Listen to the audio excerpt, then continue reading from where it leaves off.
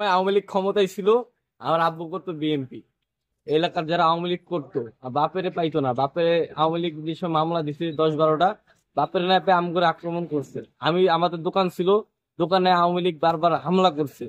এই আওয়ামী লীগ জাত কত নিকৃষ্ট, সাধারণ মানুষকে মারছে।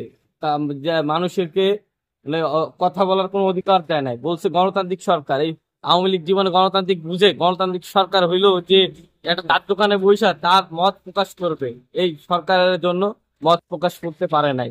একজনকে ধরে নিয়ে গেছে, নিয়ে যা গুম করাই দিছে, কেউ ভয়ে কথা বলতে পারে নাই। একজনকে মারলে আর একজন কথা বলে নাই। একজন আমার সামনে এক চোখের মানে এক রিক্সাওয়ালা বলছে যে যে আওয়ামী লীগ এরকম মানে খারাপ কাজ করছে, মানে এরকম জোর জুলুম করে, তাকে মানে মারধর শুরু করছে। আবার ভোট কেন্দ্রে দেখেন, আপনারা দেখেন, আমি চোখের সামনে দেখেছি যে আপনার বহুত লোকজন 10টা 20টা করে ভোট দিয়ে বাইর করতেছে, একজন 50টা ভোট দিছে। আবার শুনি আপনার যে মারা গেছে তার নামে 20টা মামলা হয়, 5 বছর আগে মারা গেছে তার নামে শুনি মামলা। আবার যারা মারা গেছে তারাও আপনার নির্বাচন কেন্দ্রে যা ভোট দিয়েছে, এরকমও হয়েছে। এই আওয়ামী লীগ অনেক ভোট চুরি করছে এবং মানুষের কথা বলার অধিকার হরণ করছে। মানুষকে তার নিজের মনের কথা প্রকাশ করতে দেয় নাই।